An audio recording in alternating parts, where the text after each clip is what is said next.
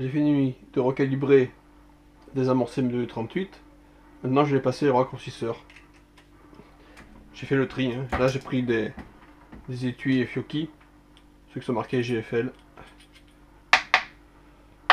Voilà, là c'est fini. Maintenant je les passe au raccourcisseur, qui est là.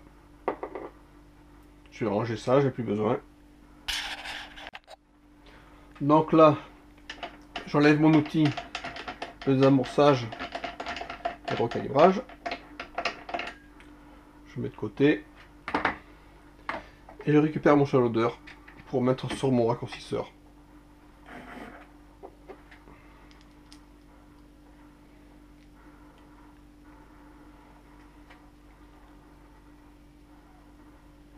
Voilà. Le raccourcisseur avec l'outil, l'outil en 38. Et là, l'outil à chanfreiner, enfin pour nettoyer les douilles. Je fais ça pour avoir des douilles uniformes. Bon, il y en a qui sont déjà à la bonne longueur, mais ça permet aussi de les vérifier.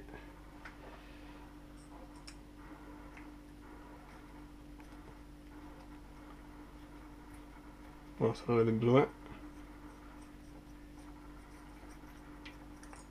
Voilà.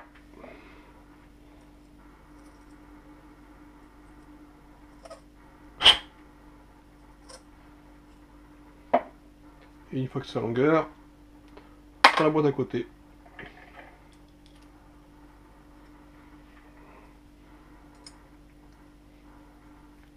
Bon, ça là, j'en ai besoin. Ça tombe bien.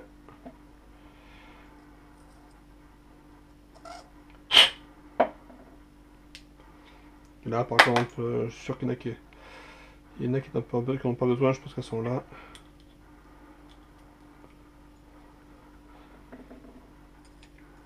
Voilà. Celle-là, elle était déjà raccourcie.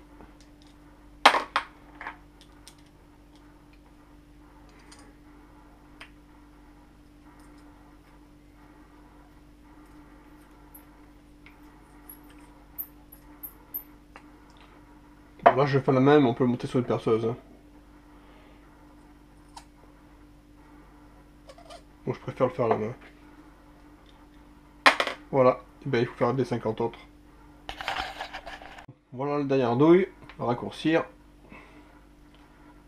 Là, ce sont des douilles qui ont été tirées une fois, ce sont des douilles manufacturées, qui n'ont jamais été rechargées, donc je suis obligé de les vérifier. Ça, c'est une opération que je fais pas d'habitude. Voilà, là, c'est très bien.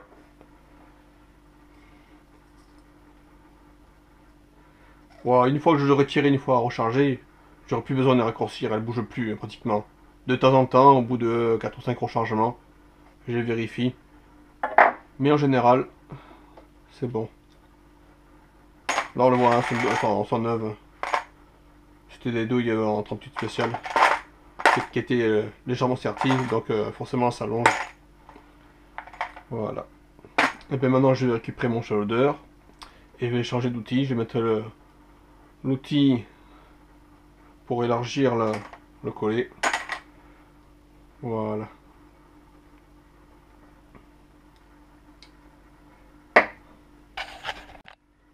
Donc là, après le premier outil qui est le désamorceur calibreur, je prends le second outil, l'évaseur, que je mets sur la presse.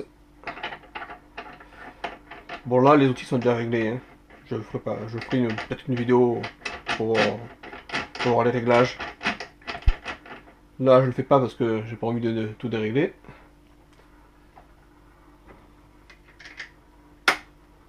Voilà, chaleur en place. Et là, je vais évaser. Alors l'évasage aussi me permet de vérifier les douilles, si elles ont un problème, les vieilles douilles. À l'évasage, des fois elles se fendent. Là, ça se fera pas parce qu'elles sont neuves. Je fais toujours ça avant d'amorcer. Voilà, évaser. Je peux même vérifier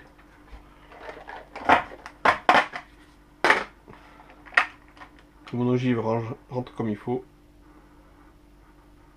Voilà, juste ce qu'il faut. Voilà. Là, je suis bien réglé. Je vais ranger mes ogives. Hop. Voilà, je peux continuer.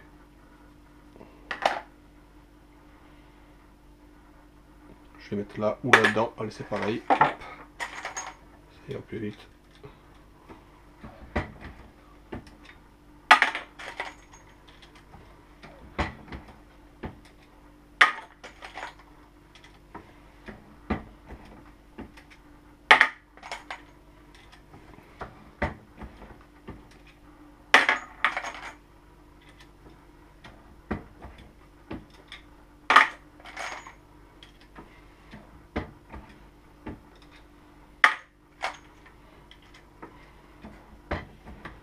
Allez, c'est parti pour le reste.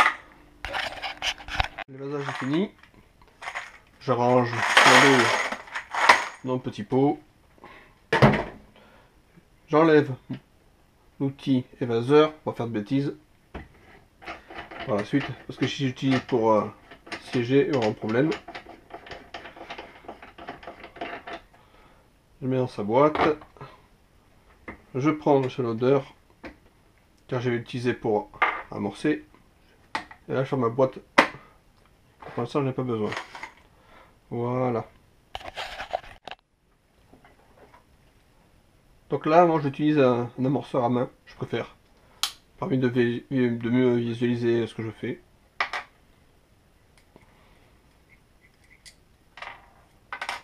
Donc là, mon shoulder, toujours au calibre 38.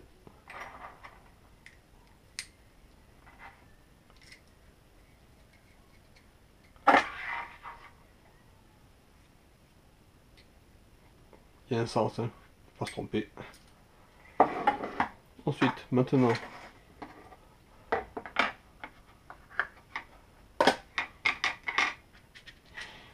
mes amorces. Là, j'utilise des amors small pistol de chez Manchester. Elles fonctionnent très bien, elles sont pas chères. Voilà, les 50.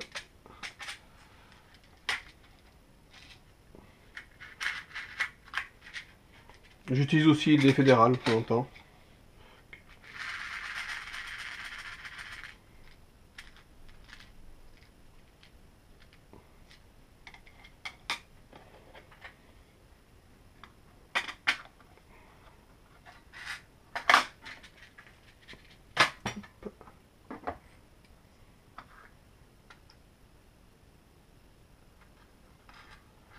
Voilà.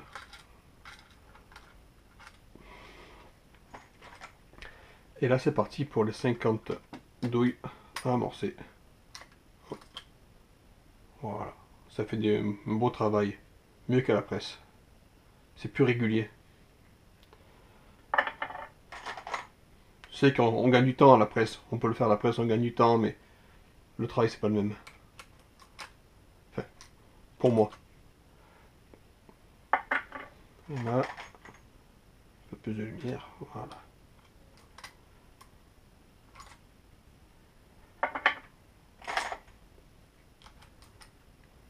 Alors, ça donne de très beaux résultats. C'est joli, ça fait une belle cartouche.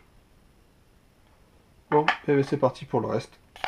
Pour la dernière opération, qui sera le siégeage, je vais en profiter pour faire un petit récapitulatif de tous les éléments que j'utilise. Donc, en premier, la douille.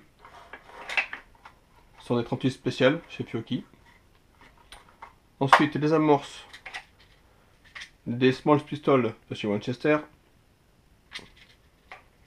La poudre, bon, qui c'est pas commun, c'est pas qu'on utilise tous les jours, c'est la SO15 de Celovex. Et j'en mettrai 2,8 grains, ou 2,7. Là, ce sera 2,7, exactement. Ensuite, les ogives. Là, ce sont des ogives plomb graissées en 356. Donc, ce sont des ogives moulées, à l'origine en 358, et ensuite recalibrées avec un outil IDI en 356. Et qui sont après graissées à la graisse liquide Alox. Voilà. Donc là, je recharge en 356. Et le poids d'ogive 148 grains. Voilà. Donc maintenant je vais pouvoir remettre mon chaudeur sur ma presse et l'outil de siégeage.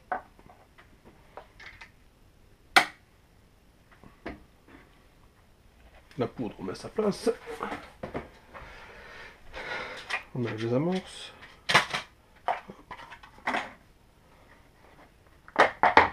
Et voilà, le dernier outil. Bon, là, tout est prêt. Hein. Comme je dérègle jamais, toutes mes munitions en watt cutter, je les fais avec cela. Voilà.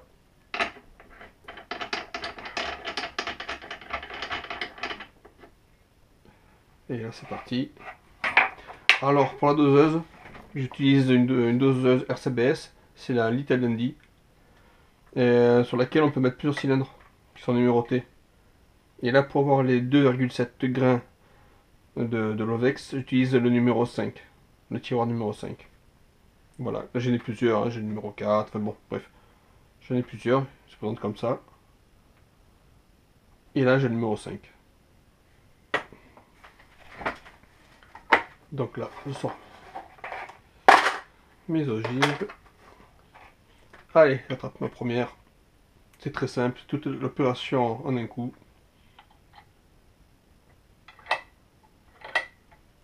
La poudre, je vérifie toujours. L'ogive. Voilà, qui rentre juste au premier trait. Ensuite, à la presse. Voilà, centré mon ogive. Et voilà, siégé. Bon là normalement j'ai un petit chiffon pour essuyer. Il y a toujours un peu de gras. Voilà, ça fait un joli travail. On le voit qu'elle est légèrement foncée. Voilà. Ce sont des ogives qui sont assez courtes par rapport à des ogives à base creuse. Là c'est pleine bien sûr. Voilà. Je répète un peu l'opération pour mieux voir. Dos est vide. Amorcé comme il faut. Je présente sur la doseuse. Hop, hop. Là, normalement j'ai mes 2,7 grains de Lovex. Je vais comme contrôler.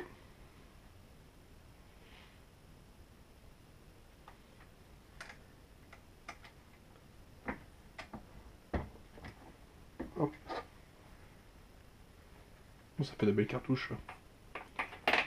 Je vais quand même vérifier que j'ai mis la bonne dose. Voilà.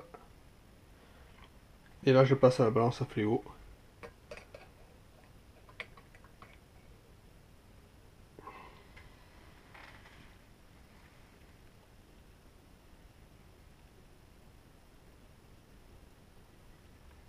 Voilà. Là j'ai pile poil 2,7 grains de Lovex. La balance, je la tare à chaque fois. Chaque fois que je démarre une série de rechargement, je remets ma balance à zéro. Pour pas qu'il y ait de soucis. Bon là, normalement j'en ai pas parce que j'utilise toujours le même tiroir, il n'y a pas de problème. Il peut y avoir une variation de 0,1 grain de temps en temps, mais bon. Sur l'humidité. Mais c'est pas grave, je passerai à 2,8 grains, c'est pas très grave. Et voilà. C'est parti pour le reste.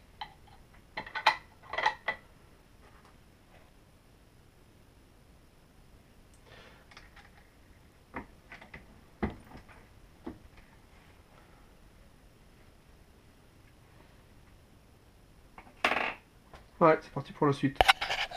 Bon, donc avec cette méthode, j'évite les doubles charges, les accidents de double charge, ou alors carrément d'oublier la poudre, ce qui arrive, ça se voit quand je n'ai pas de tir. Donc, première étape, j'attrape ma douille sur le support, j'arrive sur mon distributeur, j'ai ma dose de poudre.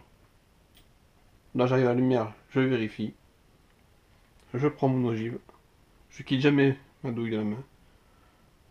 Je prends mon ogive. Je le pose sur ma douille. Je vais à la presse. Et là, je siège. Voilà. Et là, c'est fini. Pas d'erreur possible. Et là, hop, dans son rangement. Je continue. Tout est vide. La poudre. L'ogive. Et le siège. Il n'y a pas d'erreur possible.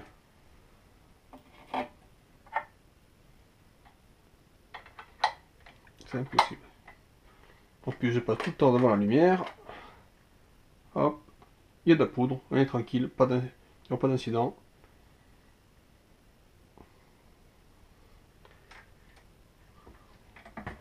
Et voilà. Là, j'ai fini ma boîte. Donc là, j'ai rechargé en 356. C'est pour un Master 52, dont le pont de rayure est en 355. Si je veux charger pour un Smith Wesson, ça sera du 355.